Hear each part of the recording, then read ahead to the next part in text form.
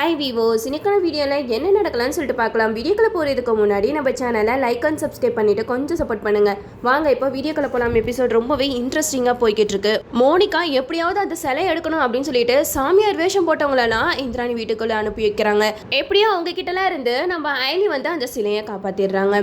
அப்போதான் இந்திராணி உதயபிரமலையா சொல்கிறாங்க, இந்த சிலை எப்போ வீட்டுக்கு வந்ததோ அதுலேருந்து இந்த வீட்டில் ஒரே பிரச்சனையாக இருக்குது, அதனால இந்த சிலையை யார்ட்டா கொடுத்துடலாமா அப்படிங்கிற மாதிரி கேட்கும்போது ஐலி சொல்கிறாங்க, இல்லை அப்படியெல்லாம் சொல்லாதீங்க, நான் இந்த சிலைக்கு இன்னைக்கு நைட் ஃபுல்லாக உட்காந்து பூஜை பண்ண போகிறேன் அப்படிங்கிற மாதிரி சொல்கிறாங்க. அப்போது கபிலன் இந்த விஷயத்தை கேள்விப்பட்டு வர்மா கிட்ட சொல்கிறாங்க, வீட்டில் தான் அந்த சிலை இருக்குது, எப்படியாவது உங்கள் ஆளுங்களை அனுப்பி அந்த சிலையை எடுத்துகிட்டு போக வச்சுருங்க அப்படிங்கிற மாதிரி சொல்ல, இதை கேட்ட வர்மாவும் ஆளுங்களெல்லாம் அனுப்புகிறாங்க. அப்போ தான் நம்ம ஐலி வந்து பூஜை பண்ணிக்கிட்டு இருக்காங்க. அந்த நேரம் பார்த்து அந்த ரவுடிங்கெல்லாம் வீட்டுக்குள்ளே வந்துடுறாங்க. வீட்டுக்குள்ளே வந்து ரவி கழுத்தில் கத்தியெல்லாம் வச்சுட்டு, அந்த சிலை எங்களுக்கு வேணும், நீங்கள் யாரும் எங்களுக்கு தேவையில்லை அப்படிங்கிற மாதிரி அந்த ரவுடிங்கெல்லாம் சண்டை போட்டுட்டு இருக்காங்க. அப்போது ரவியோட ஒய்ஃப் சொல்கிறாங்க, அக்கா என்னக்கா இப்படி யோசிச்சுட்டு இருக்கீங்க, சீக்கிரமாக அந்த சிலையை தூக்கி கொடுங்க, என் புருஷனுக்கு ஏதாவது ஒன்றுனா என்னால் தாங்க முடியாது அப்படிங்கிற மாதிரி சொல்கிறாங்க. அப்போ இந்திராணி வந்து யோசிக்கிறாங்க, இப்போ என்ன பண்ணுறது அப்படின்னு சொல்லிட்டு யோசிச்சுட்டு இருக்கும்போது நம்ம ஐலி வந்து காதில் ஹெட்ஃபோன் மாட்டிட்டு இருப்பாங்க. அப்போது சிவா கிட்ட ஃபோனில் பேசுவாங்க, சிவா இங்கே நிலமை கையை மீறி போய்கிட்டு இருக்கு, சீக்கிரமாக நான் சொன்னதை செய்யுங்க அப்படிங்கிற மாதிரி சொல்ல, அப்போ அந்த ரவுடியை அந்த சிலையை கரெக்டாக எடுக்க வரும்போது சிவா வந்து மெயின் ஆஃப் பண்ணி விட்டுறாரு. அப்போ கரண்ட் போயிடுது. அந்த நேரம் பார்த்து மறுபடியும் பவர் ஆன் பண்ணிடுறாங்க. அப்போ பவர் வந்ததுக்கு அப்புறம் அந்த ஆள் அப்படியே ஷாக் அடிச்சு கீழே விழுந்திருக்காரு. அந்த ஆள் கிடக்கிற கடையை பார்த்துட்டு அங்கே இருக்கிற ரவுடிங்கெல்லாம் பயப்படுறாங்க, வீட்டில் இருக்கிறவங்களும் பயப்படுறாங்க. என்னது இது, இந்த சிலை மேலே கை வச்சா இவ்வளோ பெரிய ஆபத்து இருக்குமா அப்படிங்கிற மாதிரி யோசிக்கிறாங்க. அப்போ அங்கே உள்ள ரவுடிங்கெல்லாம் என்ன நடந்தாலும் சரிடா, அந்த சிலையை நம்ம எப்படியாவது கொண்டு போயிடணும் அப்படிங்கிற மாதிரி அந்த சிலையில கை வைக்க வராங்க. அந்த நேரம் பார்த்து மறுபடியும் நம்ம சிவா வந்து மெயின் ஆஃப் பண்ணி விட்டுறாங்க. அப்போ நம்ம ஐலி சிவா இவங்க ரெண்டு பேருமே அந்த இருட்டில் அந்த ரவுடிங்களை அடிச்சு தும்சம் பண்ணிடுறாங்க தான் சொல்லலாம். நம்ம கபிலனுக்கு ஒன்றுமே புரியல, என்ன நடக்குது இந்த வீட்டில், அந்த சிலையை எடுக்க வந்தவங்களாம் இப்படி அலறடிச்சுட்டு ஓடுறாங்க, ஒருவேளை அந்த சிலை ரொம்பவே சக்தி வாய்ந்த சிலையாக இருக்குமா அப்படிங்கிற மாதிரிலாம் யோசிச்சுக்கிட்டு இருக்காங்க. அப்போ இந்திராணி வந்து சொல்கிறாங்க, அப்போ இந்த சிலை வந்து ரொம்பவே சக்தி வாய்ந்த சிலை, அதனால இந்த சிலை இந்த வீட்டை விட்டு எங்கேயும் போகக்கூடாது, இந்த வீட்டிலே தான் இருக்கணும் அப்படிங்கிற மாதிரி சொல்ல, அதை கேட்ட வீட்டாளுங்களும் சொல்கிறாங்க, ஆமாம் ஆமாம் நீங்கள் சொல்கிறது கரெக்டு தான், இந்த சிலையை மீறி யாராவது எடுக்க வந்தால் கண்டிப்பாக அவங்களுக்கு இந்த நிலைமை தான் ஆகும் அப்படிங்கிற மாதிரி சொல்கிறாங்க. கபிலனுக்கு இப்போ என்ன பண்ணுறதுனே தெரியல. வர்மா கிட்ட வேற சொல்லிட்டாங்க, எப்படியாவது அந்த சிலை உன் கைக்கு வந்து சேர்ந்துடும் அப்படிங்கிற மாதிரி சொல்லியிருப்பாங்க. ஆனால் கபிலனுக்கு இங்கே நடக்கிறதெல்லாம் பார்த்தா இந்த சிலையை இந்த வீட்டில இருந்து நம்மளால வெளியில கொண்டு போக முடியாது போல அப்படிங்கிற மாதிரி கபிலன் யோசிச்சுக்கிட்டு இருக்காங்க. அப்பதான் நம்ம சிவா ஐலி நோட் பண்றாங்க கபிலனை பத்தியா எவ்வளவு டென்ஷனா இருக்கான். கண்டிப்பா கபிலன் தான் வர்மா கிட்ட இதை பத்தி இன்ஃபார்ம் பண்ணியிருக்கணும், வர்மாவோட ஆளுங்களா தான் இருக்கணும், எவன் வந்தாலும் சரி கண்டிப்பா இந்த சிலையை அவன் கைக்கு மட்டும் நம்ம போக விடக்கூடாது அப்படிங்கிற மாதிரி ஐலி சிவா ரெண்டு பேருமே சொல்றாங்க.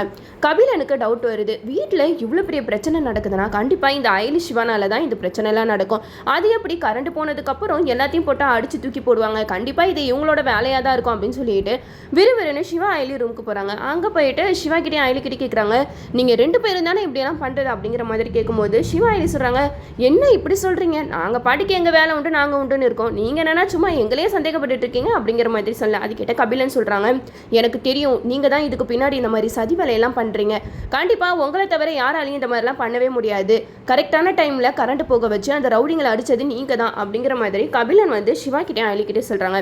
அப்போ சிவா ஐலி சொல்றாங்க, நீ என்ன வேணாலும் நினச்சிக்கோ, எங்களுக்கு கவலை கிடையாது அப்படிங்கிற மாதிரி தெனாவட்டாபுதன் சொல்லிட்டு போயிடுறாங்க. கபிலனுக்கு செம்ம கோவம் வருது. வர்மா வேற ஒரு பக்கம் கபிலனுக்கு கால் பண்ணி தொந்தரவு பண்ணிக்கிட்டே இருக்காரு. கபிலன் தயவு செஞ்சு அந்த சிலையை என்கிட்ட கொண்டு வந்து சேர்த்துரு, அப்படி இல்லைன்னா நடக்கிறது வேற அப்படிங்கிற மாதிரி கபிலனை வர்மா பயங்கரமா திட்டுறாங்க. கபிலனுக்கு என்ன பண்ணுறதுனே தெரியல. ஒரு பக்கம் இந்த சிலை கண்டிப்பாக வீட்டில் இருந்து காணாமல் போனால் வீட்டாளுங்களுக்கு என் மேலே தான் சந்தேகம் வரும். இப்போ இந்த சிலையை கொண்டு போய் கொடுக்கலன்னா வர்மா வந்து என் மேலே செம கோவத்தில் இருப்பார், அவர் அந்த கோவத்தில் என்ன பருமாறுன்னு யோசிக்க கூட முடியல அப்படின்னு சொல்லிட்டு கபிலன் கிளம்பி போயிருக்காங்க. எது நடந்தாலும் சரி இந்த சிலையை நம்ம எப்படியாவது வர்மா கிட்ட கொண்டு போய் சேர்த்துடணும் அப்படின்னு சொல்லிட்டு கபிலன் வந்து ஒரு பிளானை பண்ணிக்கிட்டு இருக்காங்க. அப்போ தான் ஐலி சிவா வந்து பிளான் போட்டுக்கிட்டு இருக்காங்க. கண்டிப்பாக இந்த கபிலன் சும்மா இருக்க மாட்டான், இந்த சிலையை வர்மா கிட்ட சேர்க்கறதுல தான் குறியாக இருப்பான், அதனால சீனியர் நம்ம வந்து இந்த சிலை மாதிரியே வேற சிலையை நம்ம ரெடி பண்ணி வைப்போம், அவன் அந்த சிலையை எடுத்துட்டு போயிட்டானா கண்டிப்பா நம்ம உண்மையான சிலையை காப்பாத்திடலாம் அப்படிங்கிற மாதிரி ஐலி வந்து சிவாவுக்கு ஐடியா கொடுக்குறாங்க. அதுபடியே சிவாவும் ஒரு சிலையை ரெடி பண்ணி கொண்டு வந்து வைக்கிறாங்க.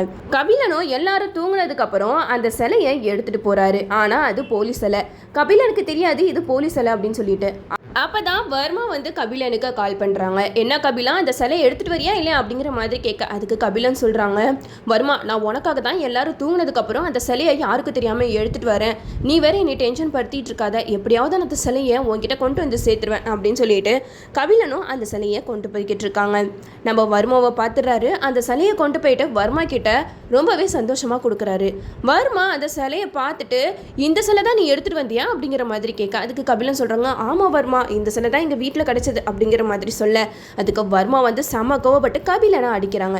அப்போ கபிலன் வந்து வர்மா கிட்ட கேட்குறாங்க, எதுக்காக வர்மா என்னை போட்டு அடிக்கிறீங்க அப்படிங்கிற மாதிரி கேட்க, அதுக்கு வர்மா சொல்கிறாங்க, டேய் இது போலீஸ் சிலைடா, நம்ம கொண்டு வந்த சிலை இது கிடையாது அப்படிங்கிற மாதிரி சொல்ல, கபிலனுக்கு தூக்கி வாரி போட்டுருச்சு. என்ன வர்மா சொல்கிறீங்க, இந்த சிலை தான் எங்கள் வீட்டில் இருந்துச்சு, நீங்கள் தேடிட்டு இருந்த சிலையும் இதுதான், அதனால தான் நான் இந்த சிலையை கொண்டு வந்தேன், நீங்கள் என்னன்னா போலீஸ் சிலைன்னு சொல்கிறீங்க அப்படிங்கிற மாதிரி கேட்குறாங்க. அதுக்கு வர்மா சொல்கிறாங்க, புரிஞ்சிருச்சுடா, நீயே அந்த சிலையை எடுத்துட்டு போலீஸ் சிலையை என்கிட்ட கொடுத்து நாடகம் ஆட பார்க்குறியா, கண்டிப்பாக நான் உன்னை சும்மா விட மாட்டேன், எங்கடா ஒரிஜினல் சிலை அப்படின்னு சொல்லிட்டு கபிலனை பிடிச்சி திட்டிகிட்டு இருக்காங்க.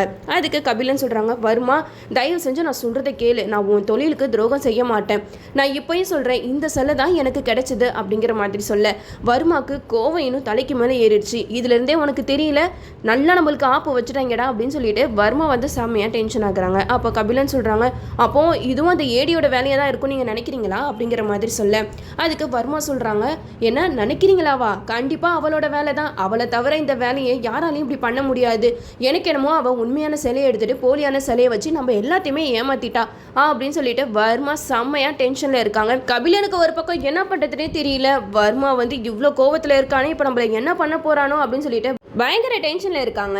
அப்போ தான் வர்மா வந்து சொல்கிறாங்க, கபிலன் நீ என்ன பண்ணுவே ஏது பண்ணுவே எனக்கு தெரியாது, அந்த சிலை எனக்கு வேணும், எப்படியாவது நீ எடுத்துகிட்டு வா அப்படிங்கிற மாதிரி கபிலன் கிட்ட சொல்கிறாங்க. கபிலனும் வர்மா கிட்ட சொல்கிறாங்க, நீ எதுக்கும் கவலைப்படாத வர்மா, கண்டிப்பாக இது யாரோட வேலைன்னு எனக்கு தெரியும், நான் எப்படியாவது அந்த சிலையை எடுத்துகிட்டு வந்துடுறேன் அப்படின்னு சொல்லிட்டு கபிலனும் அங்கேருந்து கிளம்பி போயிடுறாங்க. அப்போது நம்ம ஐலி சிவா கபிலனை நோட் பண்ணிக்கிட்டு தான் இருக்காங்க. கபிலன் அன்டைமில் வீட்டுக்கு வரதை பார்த்து இந்திராணி கேட்குறாங்க, கபிலா இந்த நேரம் நீ எங்கே போயிட்டு வர அப்படிங்கிற மாதிரி கேட்க, அதுக்கு கபிலன் சொல்கிறாங்க, இல்லைக்கா நான் சும்மா கார் எடுத்துகிட்டு போனேன் அப்படிங்கிற மாதிரி சொல்லி சமாளிக்கிறாங்க. அப்போ தான் ஐலி சிவா ரெண்டு பேருமே பேசிக்கிறாங்க.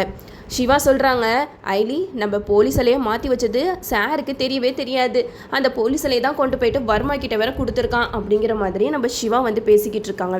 அப்போ ஐலி சொல்கிறாங்க, சீனியர் நம்ம சீக்கிரமாகவே அந்த சிலையை கொண்டு போய் சேர்க்குற இடத்துல சேர்த்துடணும், அந்த சிலை நம்ம கையில் இருக்கிறது பெரிய ஆபத்து தான், கபிலன் எப்படியாச்சும் அந்த சிலையை கண்டுபிடிச்சிட்டானா அப்புறம் நம்மளால இதுலேருந்து தப்பிக்கவே முடியாது அப்படிங்கிற மாதிரி சொல்லிக்கிட்டு இருக்காங்க. மறுநாள் காலையில் அந்த சிலையை வீட்டில் இருக்கிறவங்க எல்லாரும் தேடுறாங்க, அந்த சிலையை காணோம். இந்திராணிக்கு செம்ம டென்ஷன் ஆகிடுது, என்னது இது திடீர்னு அந்த சிலை நம்ம கைக்கு கிடச்சிச்சு, இப்போ என்னன்னா அந்த சிலை அதுவாக காணாமல் போயிடுச்சு அப்படிங்கிற மாதிரி சொல்ல, இதை கேட்ட உதயபெருமாள் வந்து சொல்கிறாங்க, என்ன வீட்டில் ஒரே மர்மமாக இருக்குது, ஒன்றுமே புரியலையே, என்ன தான் நடக்குது வீட்டில் அப்படிங்கிற மாதிரி எல்லாருமே குழம்பி போயிருக்காங்க. இதுக்கு பின்னாடி நம்ம ஐலி சிவா இவங்க தான் இருக்காங்க அப்படிங்கிற விஷயம் நம்ம இந்திராணி கபிலனுக்கு தெரிய வந்துச்சுன்னா அவங்க நிலைமை என்ன ஆகும்னு சொல்லிட்டு நம்மளும் வெயிட் பண்ணி பார்ப்போம். இந்த சைடு ரித்திகா வந்து மோனிகாவுக்கு ஃபோன் பண்ணி சொல்கிறாங்க, மோனிகா அந்த சிலை தானாவே காணாமல் போயிடுச்சு அப்படின்னு சொல்ல, இது கேட்ட மோனிகாவும் பயங்கரமாக ஷாக் ஆகுறாங்க. என்ன ரித்திகா சொல்கிற, இதெல்லாம் எப்படி சாத்தியமாகும் அப்படின்னு சொல்லிட்டு கேட்க, அதுக்கு ரித்திகா சொல்கிறாங்க, அதான் வீட்டில் 2 பேர் இருக்குதுங்களே அதுங்க தான் ஏதாவது பண்ணியிருக்கோங்க அப்படிங்கிற மாதிரி ரித்திகா ஐலி சிவா 2 பேரையும் தான் சுட்டி காட்டி பேசிகிட்டு இருக்காங்க. இதுக்கப்புறம் கதைக்களத்தை எப்படியெல்லாம் கொண்டு போகிறாங்க சொல்லிட்டு நம்மளும் வெயிட் பண்ணி பார்ப்போம். ஓகே வீவர்ஸ், இந்த வீடியோ உங்களுக்கு பிடிச்சிருந்தா லைக் பண்ணுங்கள், மறக்காமல் நம்ம சேனலை சப்ஸ்கிரைப் பண்ணிடுங்க.